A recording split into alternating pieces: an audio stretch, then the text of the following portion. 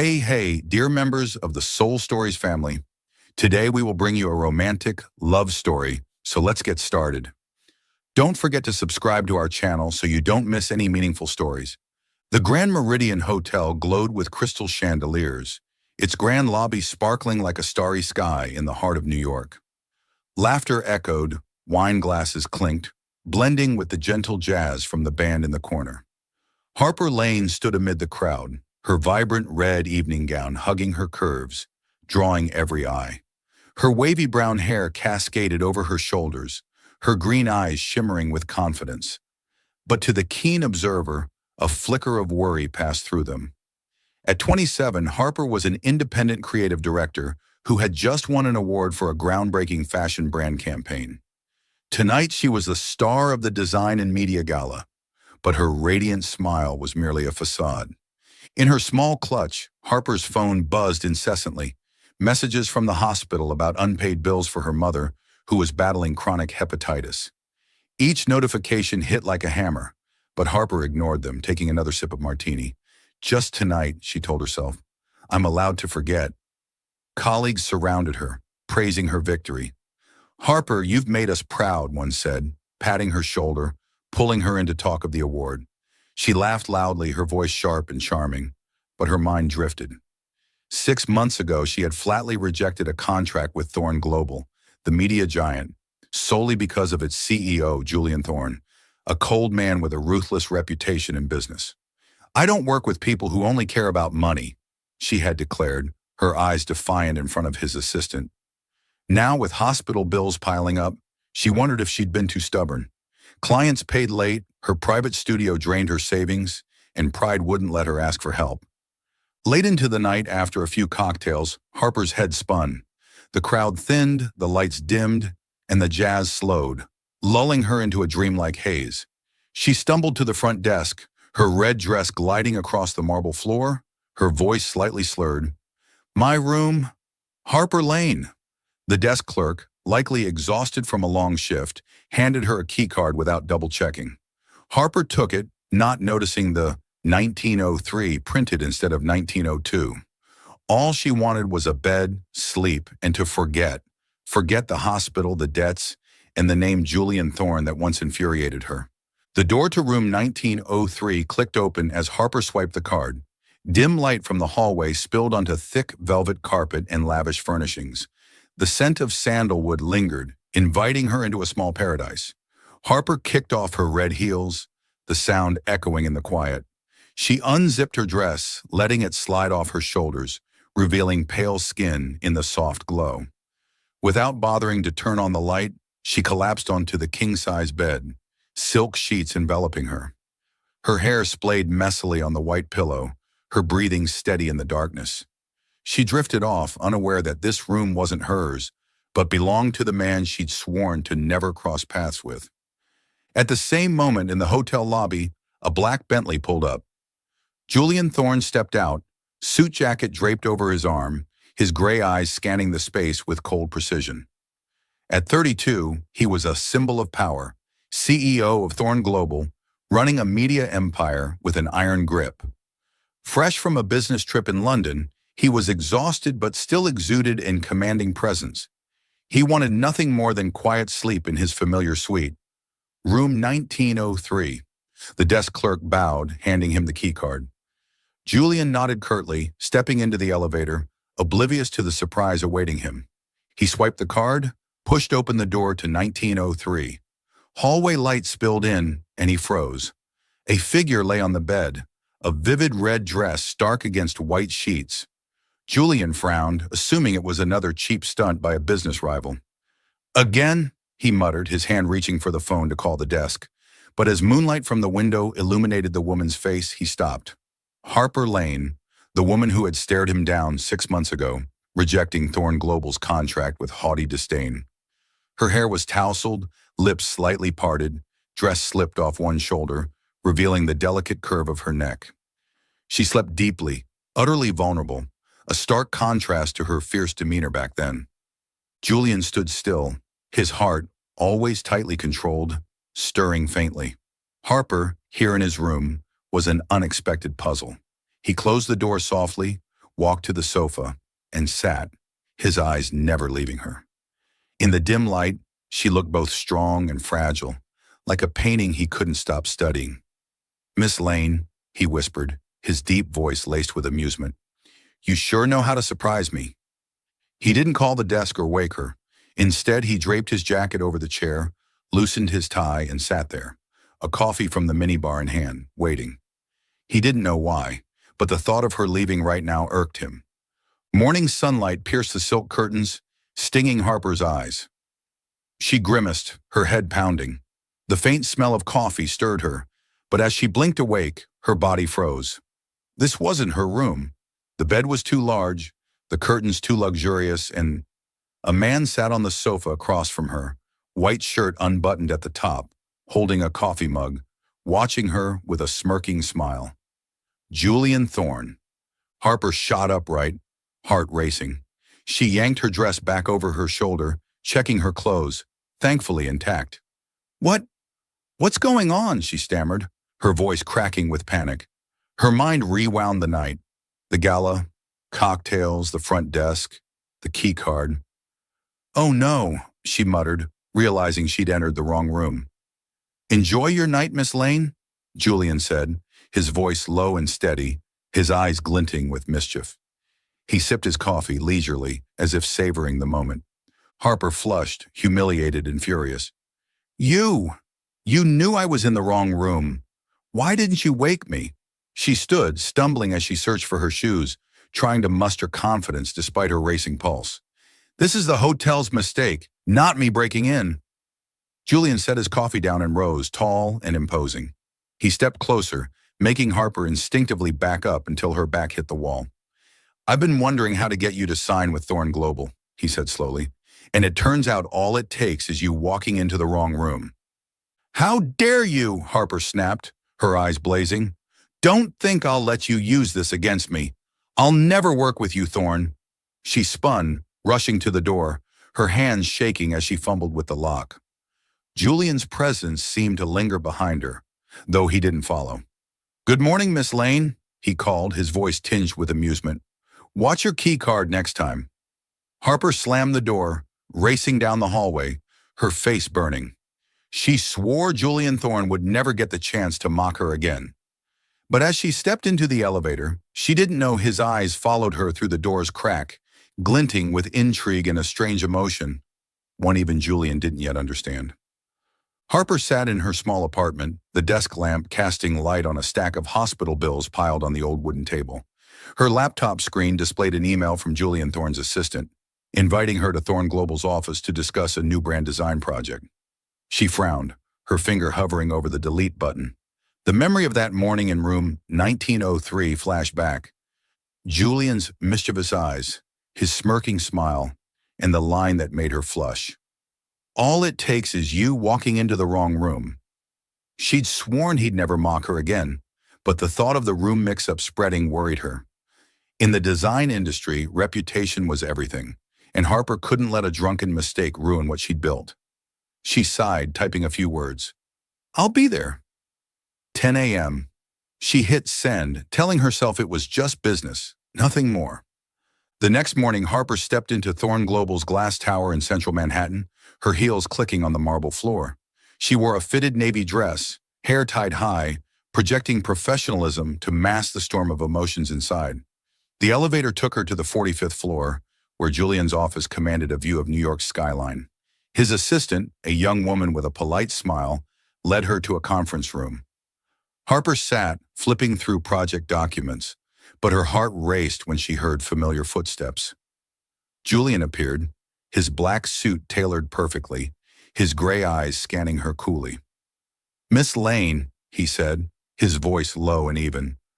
"I thought you wouldn't show." Harper looked up, her gaze sharp.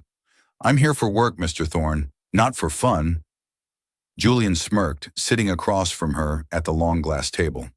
"Of course," he replied, but his eyes lingered, as if trying to pierce her confident facade. He slid a document toward her. "This project needs a mind like yours. New global brand, unlimited budget." Harper skimmed the pages, trying to focus, but his voice grated on her, too confident, too controlled. And I assume you picked me for my talent, not because of last week's incident? She asked, her tone laced with sarcasm. Julian tilted his head, his eyes glinting. You do seem to sleep anywhere, don't you? But rest assured, I chose you for the designs you sent 6 months ago, though you rejected me rather harshly. Harper flushed, recalling that tense meeting. She'd called him a profit-obsessed suit, dismissing his contract in front of his team. Now she needed money, not just for her mother, but to keep her studio afloat. Recent clients paid late, and she'd nearly depleted her savings renting a new workspace. She took a deep breath. If this is serious business, I'll consider it. But don't expect me to go easy, Thorne. Julian chuckled softly, the sound sending a shiver through her. I like a challenge, Miss Lane, he said, then signaled his assistant to start the presentation. The meeting lasted 2 hours, and Harper was surprised by Julian's approach. He was sharp, asking pointed questions, but paused when an intern stumbled, gently guiding them. He wasn't the arrogant man she'd assumed, at least not with his team. As documents passed across the table, his fingers brushed hers. Harper flinched, pulling back, a jolt like electricity running through her. Julian glanced at her, a flicker of amusement in his eyes, but he said nothing. She told herself to stay focused, but those eyes clung to her, as if he knew she was hiding something. They began working together the following week. Harper agreed to the project, not just for the 6-figure contract, enough to cover her mother's hospital bills for months, but to prove she wasn't afraid of Julian Thorne. Thorne Global's office became their battlefield. Late-night meetings stretched on, with fierce debates over colors, fonts, and concepts. You're too stubborn, Julian said once, pointing at a design on the screen. And you're too controlling, Harper shot back, standing from her chair, hands on hips. Colleagues watched silently, not daring to intervene. Yet after every clash, Julian kept one of her ideas, tweaking it just enough to make it shine. Harper realized he didn't just listen. He valued her talent, despite his cold demeanor. One late evening, the office was empty except for them. Golden light spilled over the desk, the city glittering beyond the window. Harper rubbed her temples, eyes burning from staring at the screen. Julian walked in, holding 2 coffees, placing one in front of her. You work harder than I expected, he said, his voice surprisingly gentle. But don't let me find you passed out like that night again. Harper's head snapped up, heart pounding.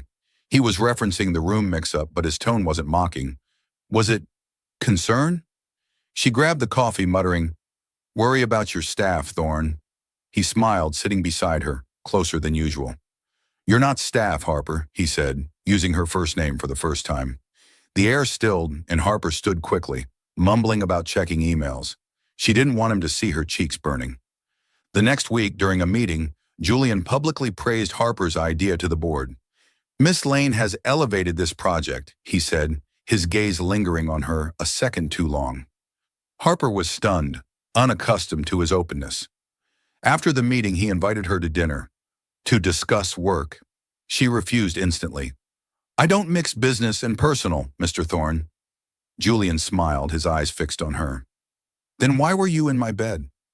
The words froze her, blood rushing to her face. She turned, hurrying to the elevator, but his voice echoed in her mind. As the doors closed, she leaned against the wall, heart racing. She hated him, or was she convincing herself she did? At home, Harper sat at her desk, staring at hospital bills stacked like a challenge.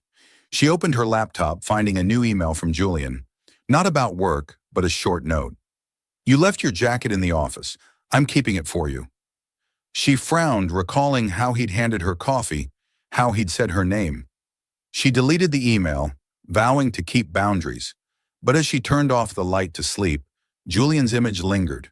His smirking smile, his deep eyes, the brush of his hand. She shook her head, pulling the blanket over, but her heart wouldn't listen. In Thorne Global's office, Julian sat alone in the darkened conference room, studying a design Harper left behind. Its bold lines and vibrant colors bore her unmistakable mark. He traced her signature, H. Lane, murmuring, You won't get away, Harper. Not for the contract, not for power games, for something deeper, something he wasn't ready to name. He stood, gazing at the glowing city, knowing he'd been drawn into something riskier than any deal. Harper Lane. The next day, Julian assigned Harper a critical project segment, requiring her to report directly to him. They met more often, brushing shoulders in hallways, exchanging glances in meetings. Harper tried to stay cold, but whenever Julian stood close, a current ran down her spine. One afternoon, he called her to his office, presenting a new contract with a figure that stunned her. "You're worth more than you think," he said, his voice low, eyes locked on hers. Harper swallowed, heart pounding. "This is business, not a personal game, Thorne," she replied, her voice wavering. She left, closing the door, hearing his soft laugh, a sound that made her angry and curious. She told herself to stay sharp, but deep down, she knew she was losing the battle with her own heart. Harper stood by her studio window, watching light rain drizzle over New York streets. Her laptop screen glowed with an email from Julian Thorne, announcing she'd been chosen to lead a new international project for Thorne Global, an advertising campaign for a global luxury brand. "You'll report directly to me," he wrote, his tone concise but commanding. Harper frowned, her fingers tapping the desk sharply. What was he doing? After 2 weeks of working together, she tried to keep her distance, responding to emails professionally, avoiding his gaze in meetings. But Julian seemed determined to pull her into his orbit, as if that mistaken night at the Grand Meridian had started a game she didn't want to play. She couldn't refuse the project. The contract was bigger than anything she'd ever taken on, enough to cover her mother's hospital bills and save her studio from collapse.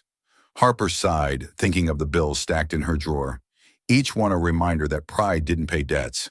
She typed an acceptance email, adding a line, "I expect this to be strictly professional, Mr. Thorne." As she hit send, she vowed not to let him control her, though her heart raced at the thought of his smirking smile. The next week, Harper received a plane ticket to Paris, a business trip to meet European partners. She froze when she saw Julian's name on the travel roster. Just work, she told herself. But at the Paris hotel, she discovered an error by his assistant. She and Julian were booked on the same floor, their rooms side by side.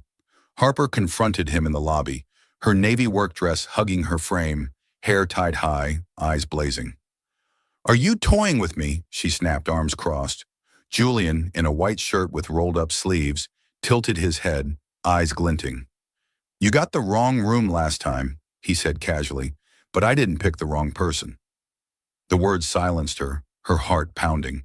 She wanted to retort, but his voice, low, certain, left her rattled. They stepped into the elevator to their rooms, the confined space making Harper tense. Julian stood close, so near she felt his breath brush her hair. She stepped back, her back hitting the glass wall, but there was no escape. "Careful, Miss Lane," he whispered, his voice a soft warning. "I won't be patient forever." Harper turned away, cheeks burning, telling herself he was just teasing. But when the doors opened, she hurried out first, hiding her trembling hands. That night in her hotel room, she stood by the window overlooking the twinkling Seine, wondering why she couldn't stop thinking about him. Julian Thorne wasn't just a threat to her pride, he was a danger to her heart. In Paris, Julian kept pulling Harper into coincidental moments. He sought her input on everything, from the backdrop colors for a meeting to the restaurant for a client dinner. "What do you like, Harper?" he asked during one meeting, his gaze locking on to her in front of the team.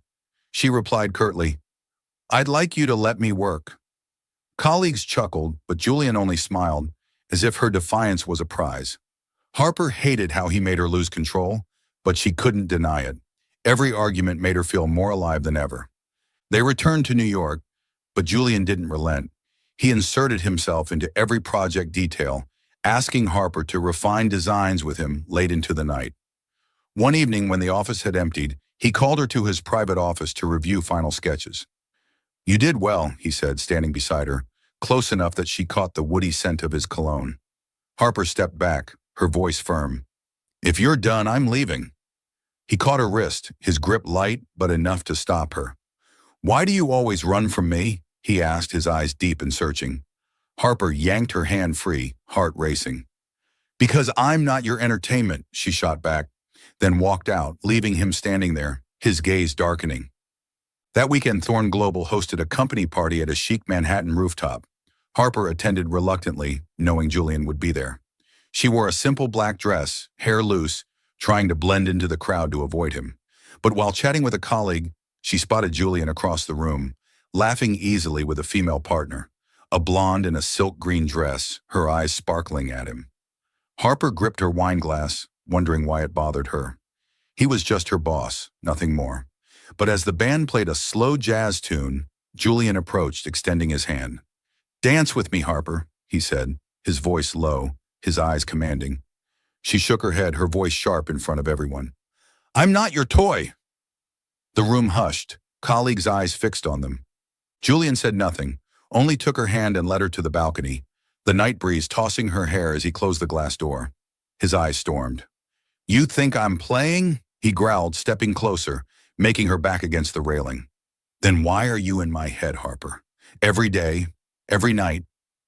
Harper froze, her heart pounding. She wanted to be angry, but his voice, furious, sincere, made her tremble. "You don't get to say that," she replied, her voice shaking. "You don't get to make me this confused." She pushed past him, running through the crowd to the elevator. In its enclosed space, she leaned against the wall, tears welling.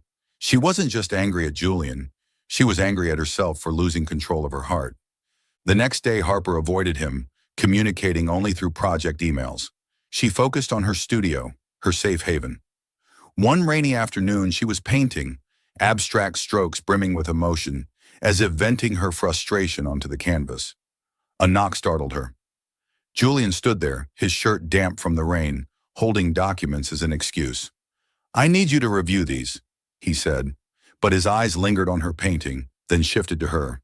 Harper wiped her hands on her apron, her voice stiff. "Couldn't you email them?" He stepped inside, the small space suddenly feeling crowded. He looked at her, his gaze softening unexpectedly. "Are you always this strong?" he asked, his voice gentle but piercing. Harper turned to her painting, her voice faltering. "No one gave me another choice." She didn't want him to see her reddened eyes or know she'd cried over him last night. Julian stood silently, as if seeing her unguarded for the first time. He said nothing more, just placed the documents on the table and left. As the door closed, a note slipped out. "You don't have to be alone." Harper picked it up, her heart warming, as if he'd touched a hidden part of her. She sat, clutching the note, telling herself to keep her distance. But looking at her unfinished painting, she realized its strokes resembled his eyes, deep, elusive. Harper returned to the office the next week, but limited contact with Julian to emails, declining in-person meetings. She worked remotely, sending designs online, trying to rebuild the wall between them. But one night she got a text from him. "I don't know what you're hiding from, but I'll wait." Harper stared at the screen, her fingers brushing the words. She deleted the message but couldn't erase him from her mind. Julian wasn't as simple as she'd thought. Not just a cold CEO, but someone who scared and intrigued her. Standing by her window, rain still falling, she wondered if she could keep running from her own heart. Harper sat in her small apartment, the dim desk lamp casting light on an unfinished painting on the easel. Its abstract lines were chaotic, like her mind right now. She had just deleted another email from Julian Thorne, an invitation to meet in person to discuss the international project. After that night on the rooftop, when he pulled her onto the balcony and said words that made her heart race, Harper knew she had to stop. She couldn't let him slip into her life, couldn't let his deep eyes or warm, low voice shake her. She'd fled the company party, but she couldn't escape the feeling that she was losing the battle with her own heart. She stood opening a drawer to pull out a stack of hospital bills. The debt for her mother's chronic hepatitis treatment kept growing, despite every contract she signed. Freelancing meant no company insurance, no steady savings, just sleepless nights finishing designs and hoping clients paid on time. Harper rubbed her temples, trying to push Julian's image from her mind. Was he the reason she was here? No, not entirely. She glanced at the painting, but her eyes drifted to the past, where everything began to crumble. 5 years ago, Harper was 22, fresh from college with dreams of studying art in Paris. Her family had been stable, not wealthy, but enough for her to dream. Her father invested heavily in a tech company, believing it would change their future. But then Thorne Global, led by Julian Thorne, acquired it. The deal was ruthless, non-negotiable, and her father lost everything. He left, abandoning Harper and her mother in a mortgaged house drowning in debt. Harper remembered the night her mother cried in the kitchen, voice trembling. "What do we do now, Harper?" At 18, Harper held her, vowing never to let anyone control her again. But fate didn't stop. Her mother broke down, then was diagnosed with chronic hepatitis. Harper sold the house, her paintings, her Paris dream to pay hospital bills. She taught herself design, worked day and night, and built her reputation from nothing. 6 months ago, when Thorn Global offered a contract, she refused instantly. Not for the deal, but because of Julian Thorn's name. To her, he was the symbol of all her pain, a heartless profiteer. Now Harper stared at the bills, wondering if she'd been wrong to let the past dictate her present. Julian wasn't what she'd assumed. He was sharp but cared for his staff, valued her ideas. She recalled the note he left at her studio. "You don't have to be alone." Her heart warmed, but she quickly pushed it aside. No, she couldn't soften. She shut her laptop, resolved to keep her distance. From now on, she'd communicate only by email, send designs online, and refuse in-person meetings. Her phone buzzed. A call from Julian. She stared at his name on the screen, fingers hesitating, then let it ring out. When the screen went dark, she exhaled, but her heart felt heavy. Miles away, Julian stood in Thorn Global's darkened office, gazing at the glittering city through the glass. He just returned from a meeting, but his mind wasn't there. Harper had avoided him all week, replying to emails with a cold tone, never meeting his eyes. He thought of the rooftop night when she pushed him away, her eyes angry and hurt.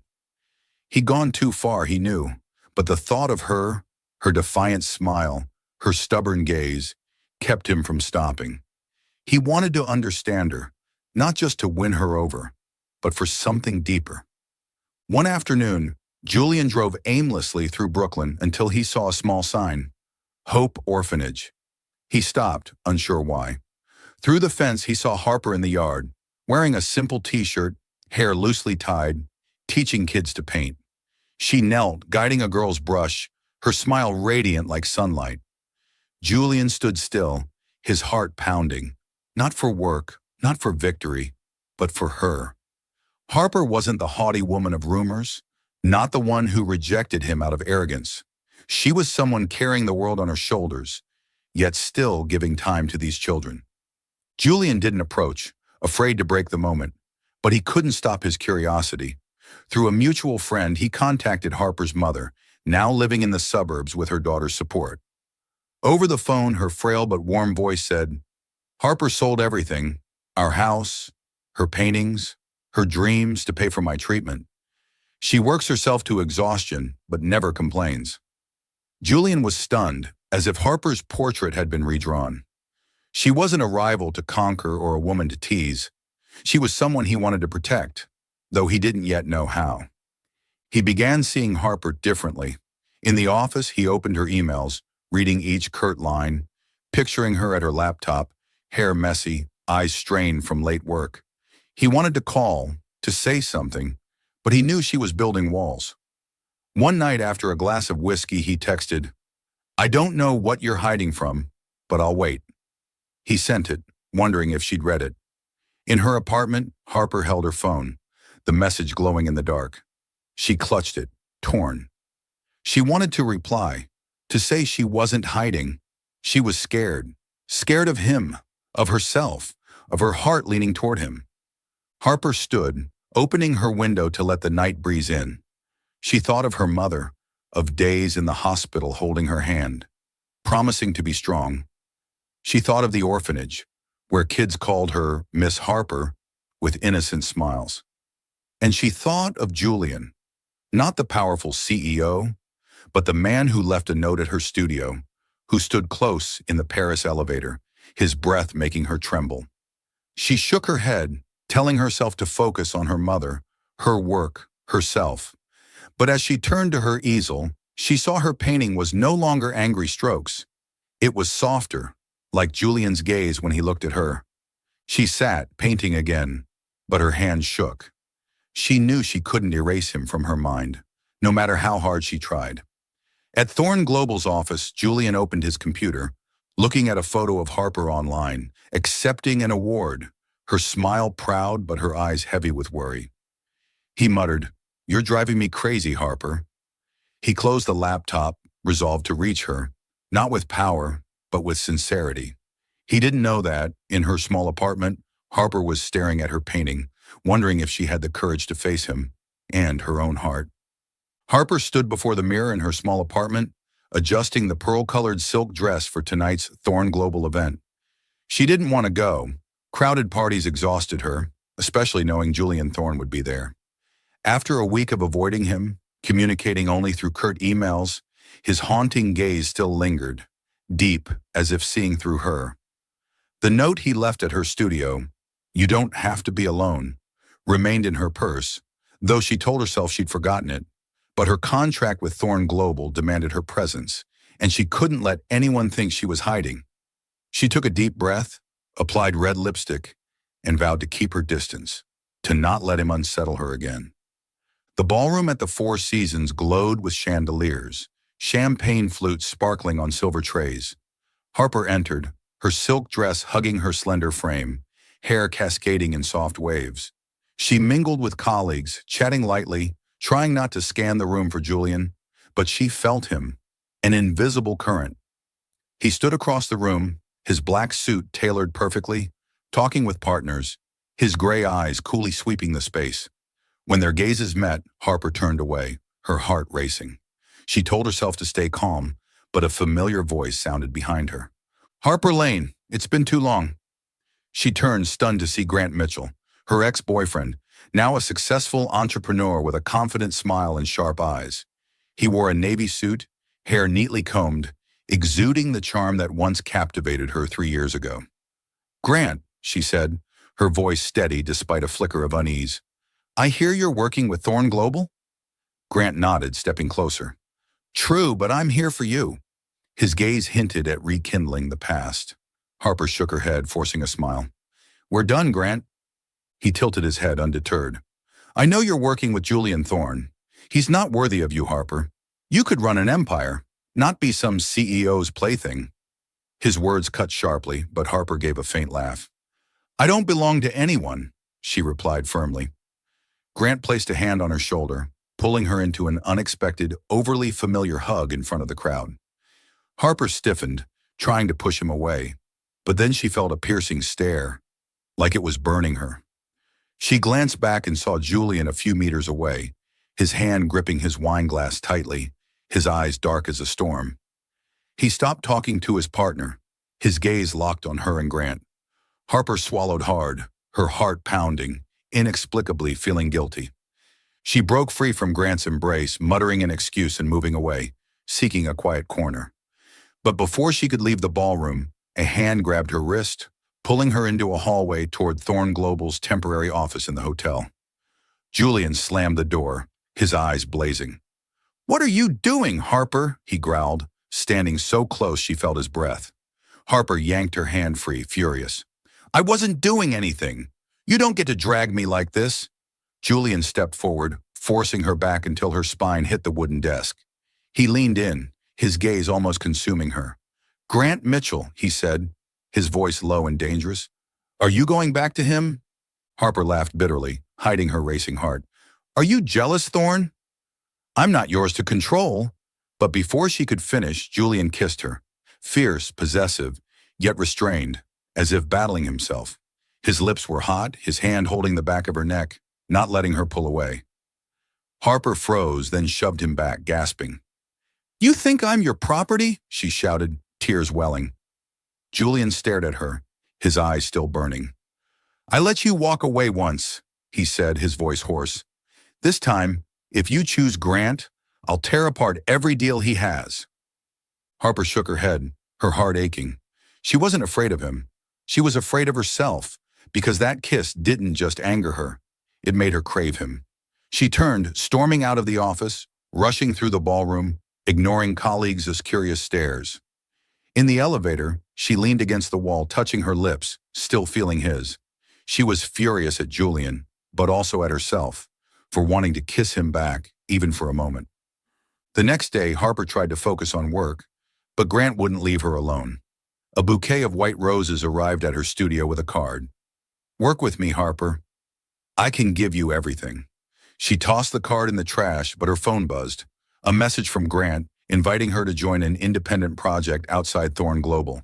She declined, polite but firm.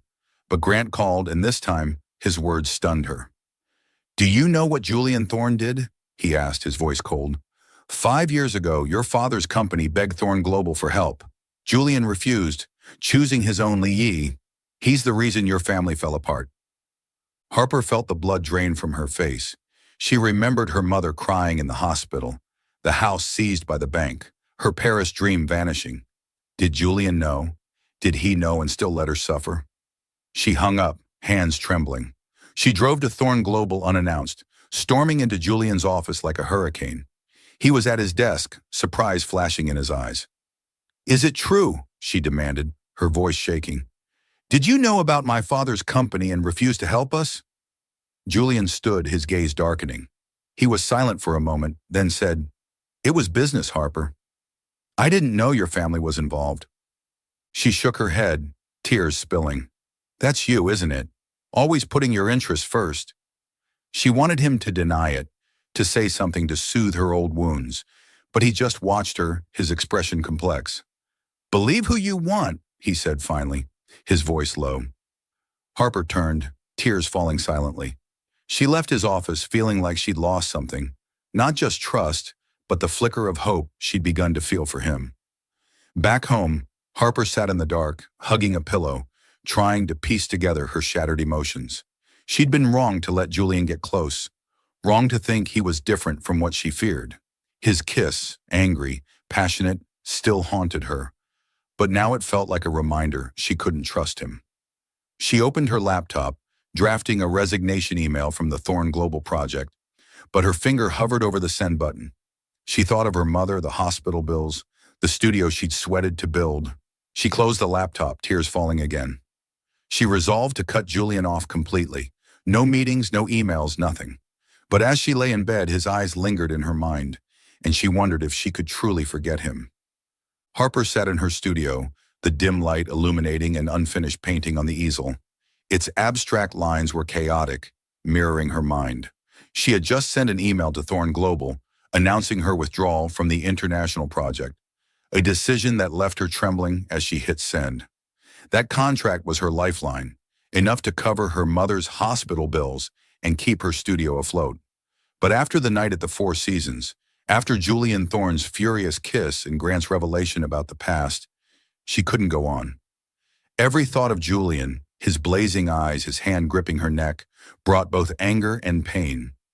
She had let him get close, had opened her heart, only to learn he was tied to her family's old wounds. She closed her laptop, vowing to return to freelancing, find new clients, and live without him. She stepped out of the studio and drove to the hospital to visit her mother. In the room, her mother lay frail, but smiled when she saw her. "Are you okay, Harper?" she asked, her voice gentle. Harper nodded, holding her mother's hand, but her gaze drifted. She didn't mention Julian or the pain of learning he'd refused to save her father's company. Instead, she talked about small projects she planned to take, about the orphanage where she taught art. But as she left, she sat in her car, clutching the steering wheel, tears falling silently. She wanted to forget Julian, but memories of him flooded back. His smirking smile at the Grand Meridian, his low voice saying her name, the kiss that made her tremble. She cursed her weakness, slamming the wheel, but couldn't deny her heart had stirred. The next day, Harper went to the Hope Orphanage in Brooklyn, finding peace among the children's smiles. She taught them to paint, helping them color dream houses on paper. "Miss Harper, is this pretty?" a girl asked, holding up her drawing, eyes sparkling. Harper smiled, ruffling her hair, but her heart felt heavy. She tried to focus on the kids, her mother, her upcoming freelance work. But back at the studio, she couldn't hold back. She grabbed a brush and painted, strokes pouring out fiercely, as if unloading her anger and pain. When she stepped back, she froze. The painting depicted a man in shadows, his eyes deep and unmistakable. It was Julian. She trembled, setting the brush down, wondering why he haunted her despite her efforts to sever all ties. In Manhattan, Julian stood in Thorn Global's darkened office, staring at Harper's email. "I'm withdrawing from the project. Thank you for the opportunity." The words were brief, cold, but he sensed the storm behind them. He tapped his fist lightly on the desk, regretting the kiss that night, letting jealousy drive him. He recalled her eyes when she confronted him about her father's company, angry, hurt, but defiant. He wanted to explain that he didn't know her family was involved, that the decision years ago was just business. But her words, "You only care about your interests," cut like a knife. For the first time, Julian felt defeated, not in a deal, but in the heart of the woman he couldn't stop thinking about. He sat down, writing a letter by hand, something he'd never done for anyone. "Harper," he began, "I was wrong. I let my emotions take over, and I hurt you. I don't expect forgiveness now, but I want you to know I'm not who you think." He paused, pen hesitating. He continued, admitting he didn't know about her father, promising to make amends. He sent the letter through his assistant, including another envelope, a logo design, H&J, Harper and Julian, with a handwritten note. "If you want, this is a new start." He didn't know if she'd read it, but he hoped. Julian didn't stop there. He remembered seeing Harper at the orphanage, her radiant smile as she taught the kids to paint. He contacted the director, offering to fund supplies, anonymously, so Harper wouldn't know. He also quietly sent money to the hospital, covering her mother's bills, asking to keep his name hidden. He wasn't trying to buy her. He just wanted to ease her burden, even slightly. For the first time, Julian learned to care without controlling, without forcing. He looked at a photo of Harper on his computer, accepting an award, her eyes proud, and muttered, "I'll wait, Harper." Harper received Julian's letter on a rainy afternoon. She sat in her studio, opening the envelope, her heart racing at his bold handwriting. She read, each line touching her wounds. "I'm not who you think." She wanted to tear it up, call him a liar, but tears streamed down. She opened the second envelope, seeing the H&J logo. Simple, elegant, their initials intertwined like a promise. She clutched the letter, sinking to the floor, crying as she hadn't in years. She wanted to forgive, to believe him, but fear of being hurt again held her back. She tucked the letter in a drawer, vowing not to respond, not to let him back in. She kept avoiding him, taking freelance jobs, accepting small projects to survive. She visited the hospital, stunned when the doctor said this month's bills were paid by an anonymous donor. She suspected but didn't dare ask. She focused on the orphanage, where the kids were her light. One day she arrived with new paints. In the yard she froze. Julian was there, sleeves rolled up, playing basketball with the kids, laughing freely, not the powerful CEO she knew. A boy shouted, "Uncle Julian, pass the ball." Harper stood still, her heart pounding. He was different. No possessive gaze from the Four Seasons, no teasing smirk. Just a man, shirt damp with sweat, eyes bright as a boy scored. Julian looked up, seeing her. He didn't approach, only gave a small smile. The kids pulled Harper to play, and she joined reluctantly, avoiding his gaze. When the game ended, the children ran for water, leaving them alone in the yard. "You okay?" he asked, his voice low. Harper nodded, looking away. "Thanks for coming here," she said softly. Julian watched her, his eyes gentle. "I'll wait, Harper, however long it takes." He walked away, leaving her standing there, her heart in turmoil. At home, she opened the drawer, pulling out the H&J logo. She held the painting of the man in shadows and wondered if she dared give him a chance. She sat at her easel, painting again, but this time the canvas grew brighter, as if light were creeping into the dark. She knew she was wavering, that Julian wasn't the enemy she'd thought, but fear clung to her. Fear he'd hurt her again, fear her heart wasn't strong enough to love.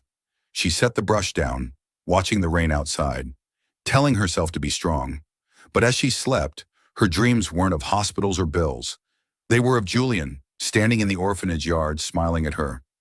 Harper stood in the small exhibition hall of the Brooklyn Museum of Art, soft lights illuminating the paintings on the walls.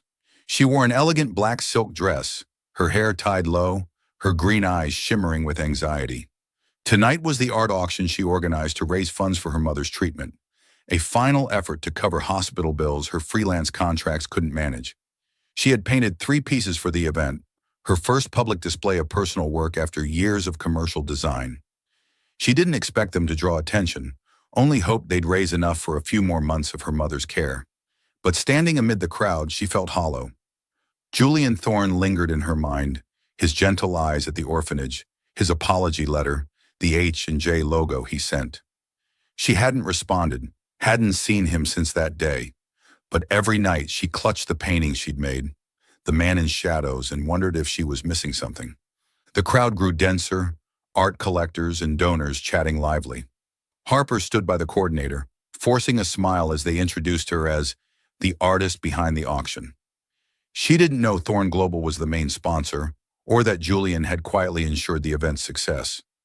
As the auction began, Harper lingered in a corner, gripping a glass of water, her heart pounding. Artworks went up, bids climbing, but she wanted to flee. Exposing her paintings to the world made her tremble.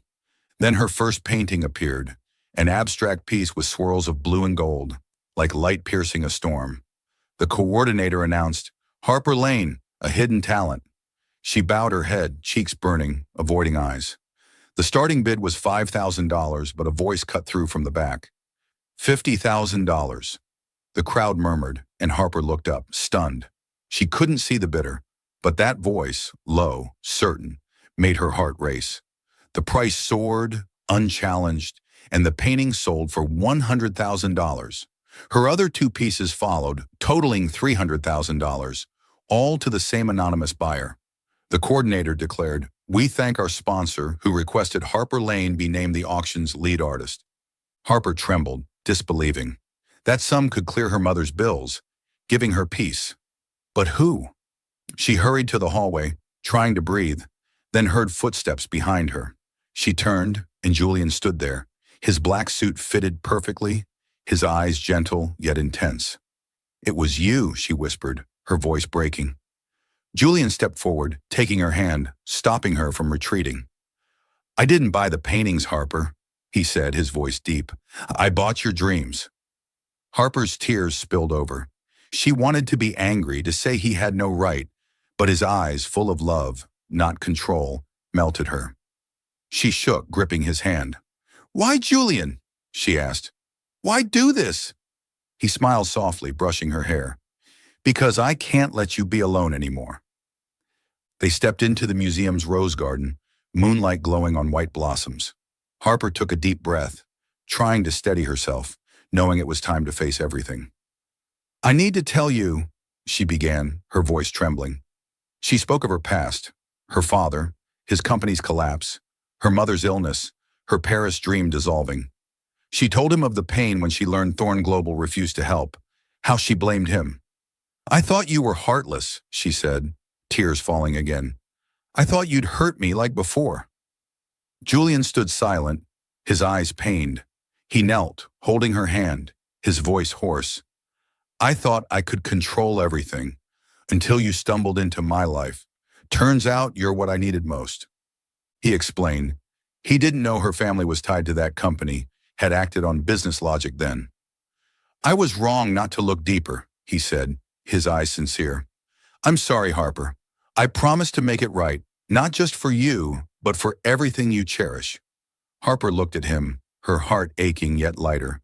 She saw him, not the powerful CEO, but a man willing to kneel, admitting his mistakes. She pulled him up, hugging him tightly, tears soaking his shirt. "I was wrong too, Julian," she whispered, "but stumbling into you was the rightest thing." He held her, kissing her hair, as if afraid she'd vanish. Under the moonlight they stood, unraveling misunderstandings, letting love blaze like an unstoppable fire. The next day, Harper returned to Thorne Global, but not for a contract. She met Julian in his office, morning light streaming through the glass. "I want to work with you," she said firmly, "but as a partner, not an employee." Julian smiled, his eyes bright. "I wouldn't have it any other way," he replied. They started anew, not just as lovers, but as equals. Harper took on the role of creative director for Thorne Global, but with a condition: equal say in decisions. Julian agreed instantly, as if it were obvious. They brought the H&J logo to life. A simple, powerful design, their initials entwined, symbolizing their bond. It launched at a grand event at the Grand Meridian, where it all began. Harper stood on the stage, her red dress vibrant as that gala night, her eyes confident as she unveiled the logo. Julian stood beside her, silent, but his gaze brimmed with pride. When she finished her speech, the crowd applauded, and he took her hand, whispering, "You did amazing."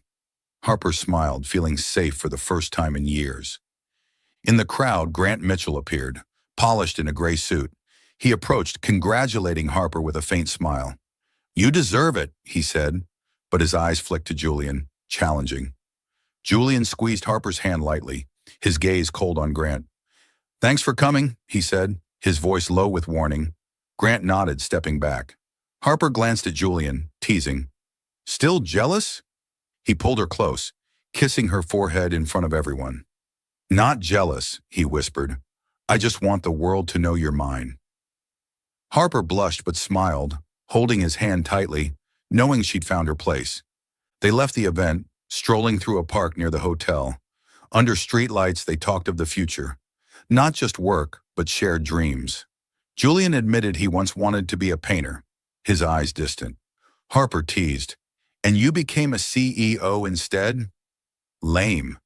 He laughed, pulling her into his arms. "But it led me to you," he said warmly.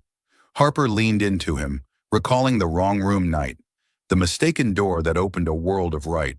She thought of her mother, healthier now thanks to the auction funds. She thought of the orphanage, where she and Julian planned an art classroom. And she thought of him, once her enemy, now her everything. They stood under a large oak, moonlight filtering through leaves. "Project management." Julian looked at her, his eyes shining. "Thank you, Harper," he said, voice rough, "for not giving up on me." She smiled, kissing his lips softly. "Thank you for waiting for me." They held each other, the city quiet around them, a witness to a fated love born from a mistake. A year had passed since the art auction, and Harper Lane stood in the corner office on the 45th floor of Thorne Global, gazing at New York's skyline bathed in sunlight. At 28, she was now the global creative director of the conglomerate, not just an employee but a respected partner. Her designs graced international campaigns, from Times Square billboards to Paris fashion magazines. Yet her greatest pride wasn't fame. It was how people saw her, not as Julian Thorne's woman, but as Harper Lane, the woman who wrote her own story.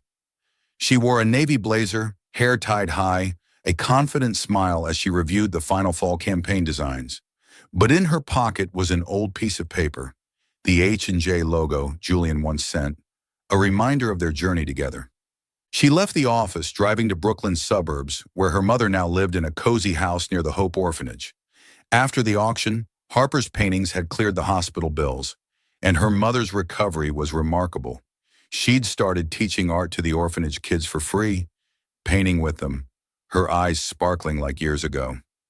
Harper parked, stepping into the yard, where her mother guided a girl sketching the Brooklyn Bridge. "You're here," her mother called, hugging her tightly. Harper smiled, warmth spreading through her. She thought of days when her mother lay in the hospital, nights she cried over bills. Now it felt like a dream, not just because of money, but because she was no longer alone. That afternoon, Harper got a text from Julian. "Meet me at the Grand Meridian, 7 p.m. I have a surprise." She frowned, smiling suspiciously. Julian always surprised her, from random bouquets at her studio to quietly listening to her pitch ideas in meetings. She drove to the hotel where it all began, wearing a red silk dress reminiscent of last year's gala night. When the elevator opened on the 50th floor, she froze. The top floor was renamed Harper Suite, a gold plaque reading, "Where Fate Began." Julian stood there, his black suit fitted perfectly, eyes lighting up as he saw her. "What are you doing?" Harper asked, half laughing, half scolding. She stepped inside, seeing the room transformed. Not the unfamiliar suite of before, but a warm space with framed photos on the walls, her accepting an award, teaching kids at the orphanage in a blurry shot, her asleep on his bed that mistaken night, hair messy, red dress slipped off her shoulder. "Julian!" she yelped, blushing, rushing to playfully hit his chest. He laughed, wrapping her in a hug from behind, his chin resting on her shoulder. "Next time you name something, ask me first," she teased, but her eyes sparkled. Standing in the Harper suite, she recalled that fated night, the drunken haze, panic seeing him, the defiance she threw at him. Now she smiled, because everything was perfect. They stepped onto the balcony, overlooking the city's twinkling lights. The night breeze lifted Harper's hair. Julian stood behind her, arms around her waist, his voice warm. "Thank you for picking the wrong room, Harper," he whispered, "and leaving your heart behind." Harper turned, meeting his eyes, no longer the possessive gaze from the Four Seasons, but those of a man who loved her unconditionally. "Thank you for not letting me go," she replied, her voice soft but firm. They kissed under the lights, slowly, like a vow to stay together forever. The city watched silently, and as they left the balcony, the H&J logo glowed on the distant Thorn Global building, a symbol of their love and partnership. Harper held Julian's hand, a sense of safety washing over her. She thought of their journey, from adversaries to lovers, from misunderstandings to forgiveness. He wasn't just her partner, but the man who saw her at her weakest and stayed. She recalled Grant, who once tried to pull her back, now a faint shadow. She thought of her mother, the kids, and herself, the girl who feared love, now learning to embrace it. Julian looked at her, as if reading her mind. "You okay?" he asked. Harper smiled, leaning into his shoulder. "More than okay," she said. Weeks later, Harper and Julian hosted an art exhibition at the Hope Orphanage. The yard was adorned with string lights and paint palettes, displaying her work and the children's. Harper stood amid the crowd, in a simple white dress, her eyes bright as kids ran around, showing off their art. A girl tugged her hand, presenting a drawing of them. "Miss Harper and Uncle Julian." Harper laughed, hugging her. Julian stood beside, sleeves rolled up, his gaze soft on her. He said nothing, just held her hand, fingers intertwined. Harper's mother was there too, healthier than ever, chatting with parents. She looked at Harper and Julian, smiling as if knowing they'd found each other. When the exhibition ended, the kids gathered around, begging for stories. Harper sat on the grass, telling of a girl who entered the wrong room and found love. The children giggled, asking, "That's you, right?" Harper blushed, glancing at Julian. He winked, pulling her into his arms in front of the kids, sparking their cheers. That night, they returned to the Harper suite, standing by the window overlooking the city. Harper leaned against Julian's chest, feeling his heartbeat. "I used to think I didn't need anyone," she said softly. "Then you came, and everything changed." Julian kissed her forehead, his voice rough. "I thought I had everything," he replied, "until I met you and realized I was missing the most important thing." They stood holding each other, knowing they'd found their true family. Not just together, but with her mother, the kids, and the world they were building. Under the city lights, Harper smiled, thinking of the wrong door to room 1903. She'd once fled it, feared it would destroy her. Now she knew it was the start of everything. From one mistaken door, they'd opened a world of right, a world of love, forgiveness, and dreams no longer unfinished. She held Julian's hand, gazing at the glowing H&J logo on the horizon, and whispered, "We did it, didn't we?" He smiled, kissing her again. "More than that, Harper. More than that." Thank you for following this heartfelt story of Soul Stories channel. Share your thoughts about the story in the comments below. If you believe that true love can withstand all trials and sometimes begins in the simplest of ways, don't forget to hit the like button and share this story with your friends. To never miss out on touching and meaningful stories, subscribe to our channel and help us spread messages of love and warmth to everyone. Let's cherish the beautiful moments of life and love together.